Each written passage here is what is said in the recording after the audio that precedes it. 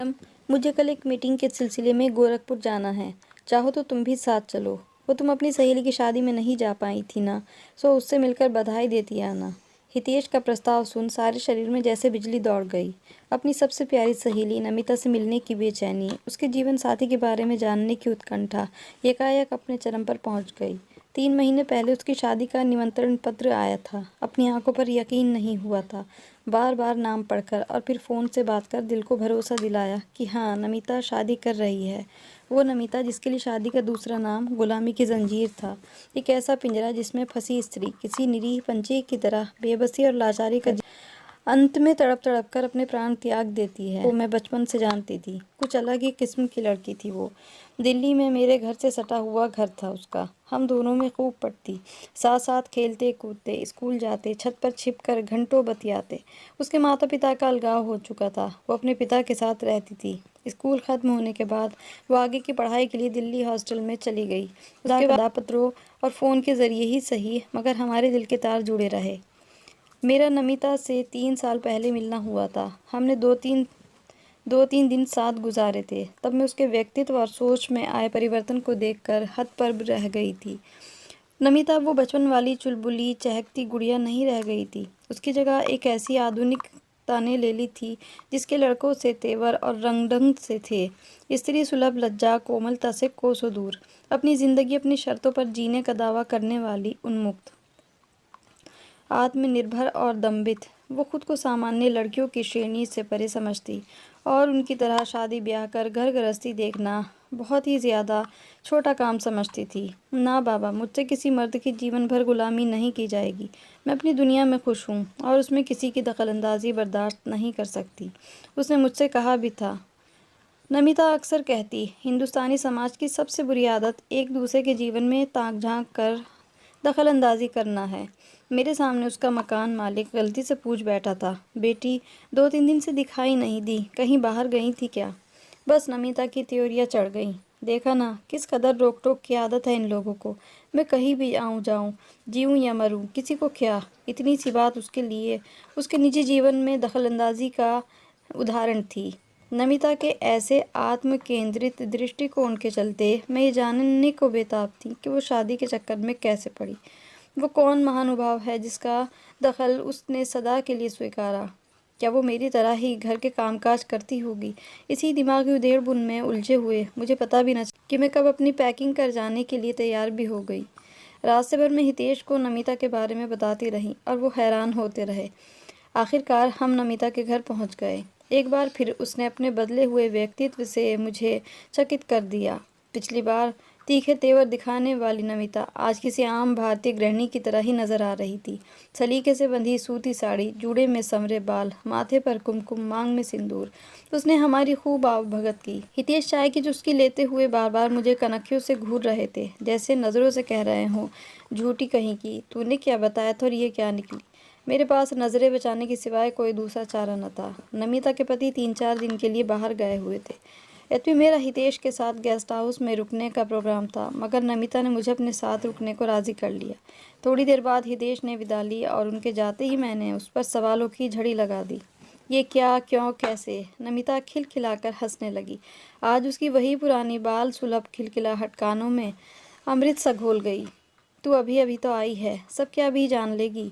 कुछ देर आराम से बैठ, मैं अपने 1-2 काम निपटा लूँ, फिर तसल्ली से बात करेंगे, कहकर नमिता रसोई में चली गई। कुछ देर वहीं बैठ मैं भी उसके पीछे चल दी। क्या बना रही है? भरवा बैंगन और कचौरी। वाह क्या बात है, मगर अभी तो मुझे बिल्कुल भी भूख नहीं है। अभी तो पेट भर नाश्ता किया है। अभी तुझे दे भी कौन रहा है? ये तो मैं अपनी पड़ोसन संध्या के लिए बना रही हूँ। तीसरा, आजकल उसका चटपटा खाने को बड़ा मन करता है, मगर मॉर्निंग सिकनेस की वजह से रसोई जा भी नहीं सकती। कल बातों बातों में यूं ही कह रही थी कि भरवा बैंगन और कचौरी खाने का बड़ा मन हो रहा है। सोचा आज उसे सरप्राइज़ देकर खिलाऊं। मुझे एक और झटका लगा। पड़ोसियों के हालचाल पूछने तक को बुरा समझने वाली लड़की आज अपनी पड़ोसन को सरप्राइज़ देकर कुछ खिलाना चाहती है। यकीन नहीं हुआ। मैंने उसके माथे पर हाथ रख तबीयत देखने का अभिनय किया। चल हट, मैं अब बदल गई हूँ। वो तो मैं देख ही रही हूँ, मगर कैसे, ये समझ नहीं आ रहा। वो सब मैं बाद में बताऊंगी, पहले ज़रा मीना को खाना दे आऊँ। नमिता खाना लेकर चली गई। थोड़ी देर बाद वापस आने पर उसके चेहरे पर खुशी और संतोष के भाव झलक रहे थे।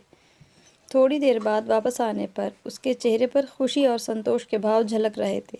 लगता है तेरी पड़ोसन को भरवा बैंगन और कचौरी पसंद आ गए। हाँ, वो इतनी खुश हुई कि क्या बताऊँ। मेरा पेट तो खिला हुआ चेहरा देखकर ही भर गया। सच, लगता है तेरी पड़ोसन को भरवा बैंगन और कचौरी पसंद आ गए। सच, दूसरों के लिए कुछ अच्छा कर उन्हें खुशी देने में कितना सुख है, ये मैंने बहुत देर में सीखा।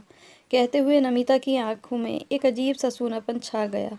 वो शून्य में ताकने लगी, जैसे अतीत की किसी चौखट को छूने चली गई हो।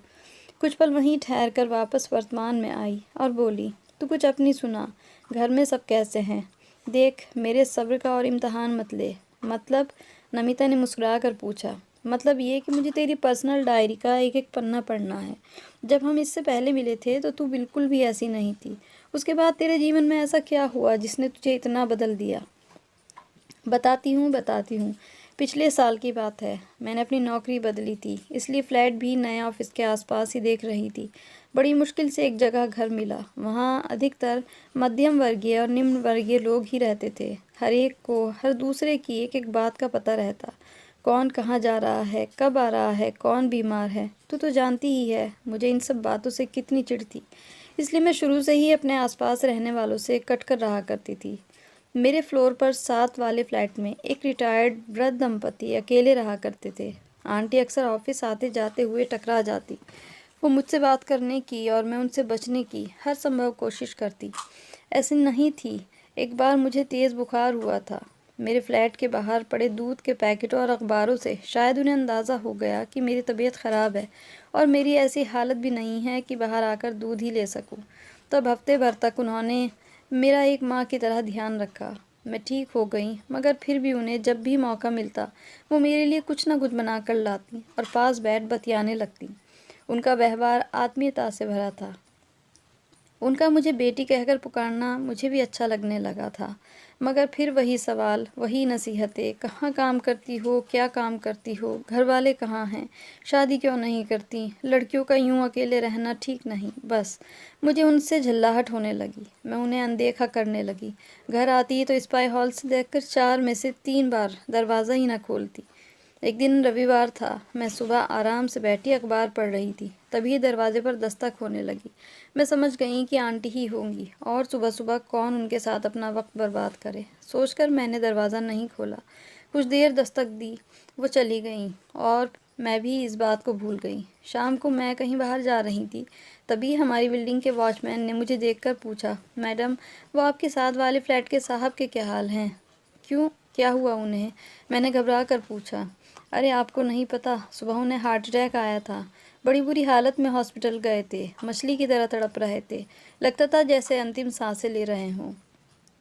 पता नहीं बचे भी हैं या नहीं। मुझे लगा आप तो पड़ोस में रहती हैं, शायद आपको पता हो। सुनकर मेरे पैरों तले ज़मीन खिसक गई।